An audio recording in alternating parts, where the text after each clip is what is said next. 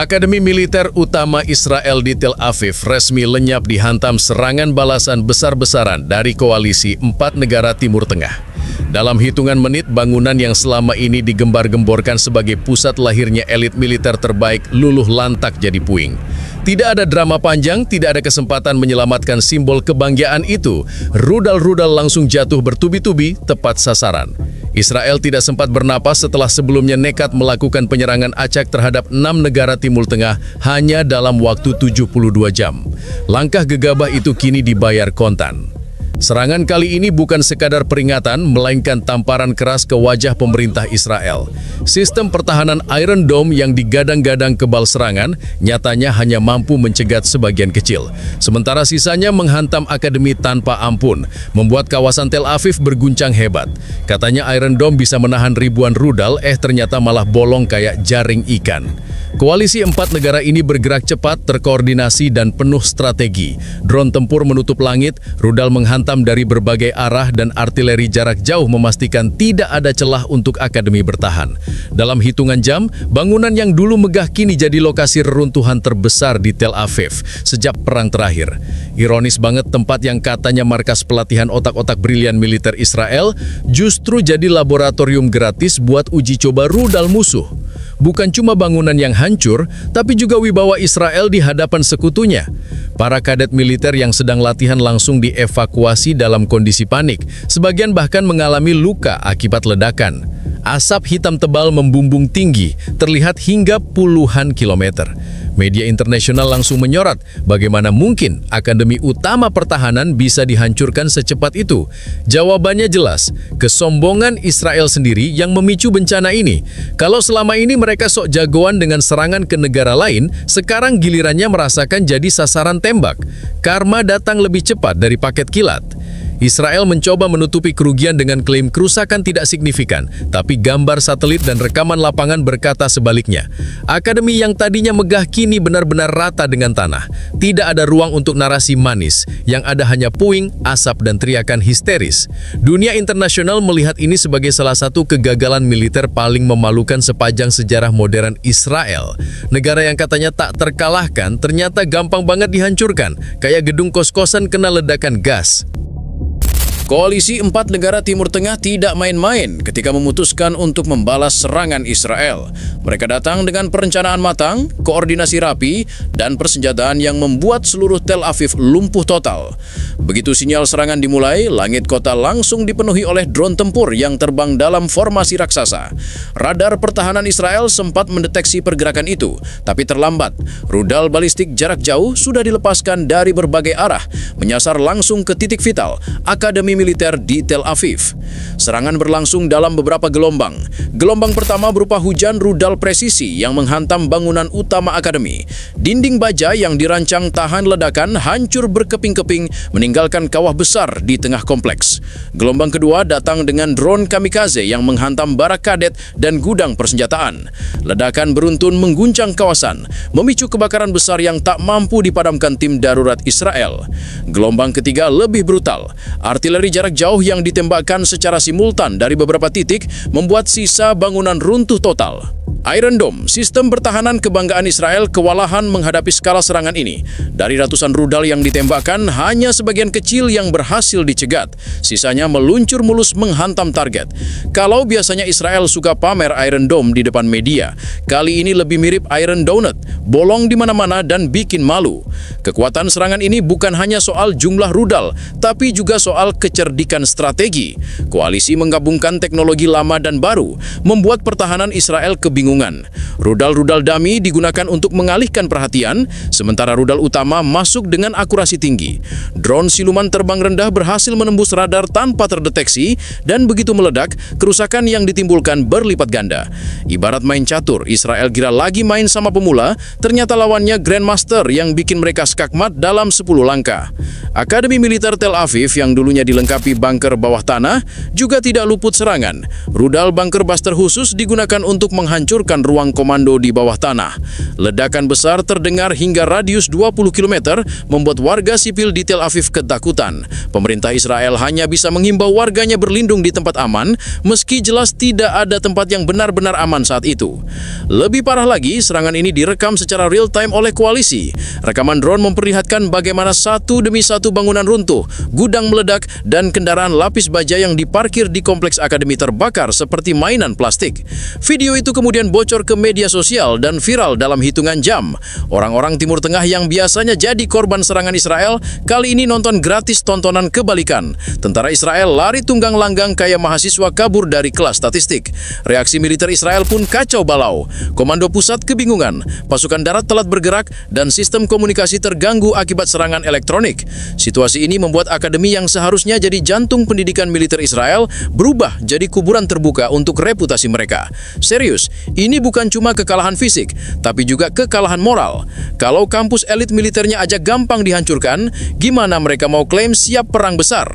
Koalisi 4 negara itu menunjukkan satu hal jelas. Ketika mereka bersatu, Israel bukan lagi predator, melainkan mangsa. Serangan balasan ini membuktikan bahwa dominasi Israel di kawasan bisa dipatahkan dalam semalam, asalkan ada koordinasi dan keberanian. Israel yang tadinya sosokan raja Middle East, sekarang malah jadi bahan roasting global. Kehancuran akademi militer di Tel Aviv tidak hanya menimbulkan kerusakan fisik, tapi juga luka psikologis yang sangat dalam bagi Israel. Akademi itu bukan sekedar bangunan, melainkan simbol kebanggaan dan pusat regenerasi perwira militer. Begitu tempat itu runtuh, mental tentara Israel ikut runtuh. Para kadet yang seharusnya dilatih menjadi tulang punggung masa depan justru mengalami trauma massal. Banyak di antara mereka yang menyaksikan langsung rekan-rekannya berlari ketakutan, terkena serpihan ledakan, atau terseret asap tebal dari kebakaran besar. Alih-alih jadi calon jenderal hebat, mereka malah lulus lebih cepat sebagai alumni PTSD. Bagi pemerintah Israel, ini adalah pukulan politik yang tidak main-main. Selama bertahun-tahun mereka menjual citra sebagai negara dengan kekuatan militer terkuat di kawasan, dengan sistem pertahanan yang nyaris sempurna. Tapi satu serangan balasan dari 4 negara berhasil menghapus narasi itu dalam semalam. Sekutu-sekutu Israel mulai mempertanyakan kredibilitas mereka. Amerika Serikat yang biasanya langsung pasang badan kini harus berhitung ulang. Apakah masuk akal mendukung negara yang bahkan tidak bisa melindungi akademi militernya sendiri? Kegagalan ini menimbulkan efek domino. Media internasional menyoroti lemahnya respon militer Israel. Sementara oposisi di dalam negeri langsung memanfaatkan momentum ini untuk menyerang pemerintah. Perdana Menteri dipaksa menghadapi kritik keras bahkan dari kubu pendukungnya sendiri. Kalau dulu mereka pede ngomong kami kuat, kami tangguh, sekarang lebih mirip orang yang salah strategi di game online lalu kena all chat, bro, uninstall aja. Di kalangan militer, moral jatuh ke titik terendah. Banyak perwira senior merasa dipermalukan. Bayangkan, mereka sudah puluhan tahun berkoar bahwa Akademi Tel Aviv adalah benteng tak tergoyahkan, tempat lahirnya para pemimpin perang masa depan. Kini, semua omong kosong itu terkubur di bawah reruntuhan beton. Kalau ini ibarat sekolah, reputasi akademi itu sudah bukan sekolah unggulan lagi, tapi lebih kayak sekolah swasta abal-abal yang bangkrut karena ketipu investasi bodong. Dampak psikologis ini tidak hanya melanda tentara, tapi juga masyarakat sipil. Warga Tel Aviv kehilangan rasa aman. Mereka sadar, jika pusat militer saja bisa dihancurkan dengan mudah, maka rumah mereka jelas lebih rapuh. Ratusan ribu orang harus mengungsi, sirina darurat berbunyi terus-menerus, dan rasa panik menyebar ke seluruh kota. Anak-anak kecil menanyakan, kenapa gedung tentara bisa hancur, sementara orang tua mereka tidak punya jawaban. Israel selama ini hobi bikin rakyat Timur Tengah jadi trauma, tapi giliran warganya sendiri yang kena mental breakdown langsung bingung cara nenangin. Di sisi internasional, citra Israel terjun bebas. Negara-negara Timur Tengah merayakan keberhasilan ini sebagai bukti bahwa Israel tidak kebal. Media di Eropa dan Asia ramai memberitakan betapa cepatnya akademi itu runtuh. Bahkan analis militer barat terpaksa mengakui ada kelemahan fatal dalam sistem pertahanan Israel. Kalau dulu Israel dianggap laboratorium senjata modern, sekarang mereka lebih cocok jadi contoh kasus kegagalan strategi pertahanan abad ini. Serangan ini juga menimbulkan efek politik jangka panjang. Pemerintah Israel menghadapi tekanan besar dari rakyatnya sendiri. Demonstrasi bermunculan menuntut pemimpin mereka bertanggung jawab. Anggaran pertahanan yang ratusan miliar dolar tampak sia-sia. Akademi militer yang seharusnya jadi investasi jangka panjang, kini hanya menyisakan kerugian ekonomi dan trauma nasional. Ibaratnya mereka nabung buat bangun gedung masa depan, dalam semalam gedung itu berubah jadi tumpukan Lego raksasa yang diinjak tanpa sengaja. Hancurnya Akademi Militer Tel Aviv langsung mengguncang panggung internasional. Dalam hitungan jam setelah serangan, sidang darurat Dewan Keamanan PBB digelar. Negara-negara sekutu Israel termasuk Amerika Serikat dan beberapa negara Eropa mendesak adanya gencatan senjata. Namun di sisi lain, negara-negara Timur Tengah yang tergabung dalam koalisi balasan justru menganggap ini sebagai bukti nyata bahwa Israel bisa dijinakan. Dunia terbelah. Satu kubu panik karena anak masnya dipermalukan, sementara kubu lain bersorak-sorai merayakan salah satu momen paling bersejarah dalam konflik modern. Media internasional tidak tinggal diam. CNN, BBC, Al Jazeera hingga media Asia seperti NHK dan CCTV semua menayangkan gambar satelit terbaru yang memperlihatkan bagaimana akademi itu benar-benar rata dengan tanah. Bahkan beberapa analis militer yang biasanya pro-Israel terpaksa mengakui bahwa ini adalah kegagalan paling memalukan sejak berdirinya negara itu. Komentar salah satu analis, jika akademi militer saja tidak bisa bertahan, bagaimana mereka bisa mengklaim sebagai kekuatan regional? Singkat, padat, dan menampar keras ego Israel. Di dunia maya, reaksi publik lebih brutal lagi. Media sosial dibanjiri meme, parodi, dan lejunan sarkastik. Tagar seperti hashtag Tel Aviv Down, hashtag Academy No More, dan hashtag Iron Dome or Iron Hall jadi trending global. Video kompilasi ledakan dari berbagai sudut kamera viral dengan jutaan views disertai caption yang pedas. Ada netizen yang bikin editan poster film berjudul Fast and the Furious Tel Aviv Grief dengan gambar rudal meluncur ke kampus militer. Para komunitas gamer juga tidak ketinggalan. Mereka membandingkan hancurnya akademi itu dengan server utama yang kena DDoS attack tanpa firewall. Para influencer menertawakan betapa cepatnya reputasi Israel rontok. Bahkan ada yang nulis, Akademi Militer Israel sekarang buka program baru, jurusan arkeologi, karena yang bisa dipelajari di sana cuma runtuhan. Sementara itu, reaksi negara-negara Timur Tengah penuh euforia. Televisi lokal menayangkan perayaan warga yang turun ke jalan, membagikan makanan gratis, dan menyalakan kembang api. Di banyak kota, masyarakat menonton ulang rekaman drone serangan dengan antusias, seolah sedang menyaksikan pertandingan final sepak bola. Bedanya, kali ini yang kalah bukan tim bola, tapi negara yang selama ini sok merasa jagoan. Negara-negara Barat mengalami dilema. Mereka harus menjaga hubungan dengan Israel, tapi di saat yang sama, mereka tidak bisa menutup mata terhadap kegagalan yang begitu jelas. Beberapa pejabat Amerika bahkan menyuarakan kekhawatiran bahwa bantuan miliaran dolar yang diberikan selama ini sia-sia.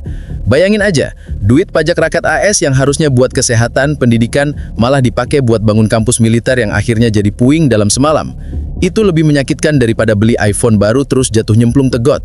Bagi negara-negara di Asia, Afrika, dan Amerika Latin, momen ini dijadikan bahan refleksi sekaligus sindiran. Mereka yang selama ini merasa ditekan oleh politik luar negeri Israel, kini punya amunisi baru untuk melawan narasi dominasi militer. Serangan ini membalikan persepsi global. Israel tidak lagi dipandang sebagai benteng tak tergoyahkan, melainkan negara yang bisa dipukul telak jika dikeroyok dengan strategi tepat. Kalau ibarat tinju, Israel ini bukan lagi petinju dunia, tapi lebih kayak tukang pamer otot di gym yang sekali kena pukul langsung KO. Efek media dan reaksi global semakin memperburuk kondisi psikologis dalam negeri Israel. Rakyat yang sudah panik kini semakin marah karena negaranya jadi bahan olok-olok dunia. Setiap meme baru yang muncul di internet terasa seperti luka tambahan. Bahkan beberapa veteran militer mengaku lebih sakit hati melihat ejekan global daripada menyaksikan runtuhan akademinya. Serius, kalau akademinya dihancurkan sekali lagi, mungkin sakitnya masih kalah dibanding lihat Twitter yang penuh roasting 24 jam non-stop.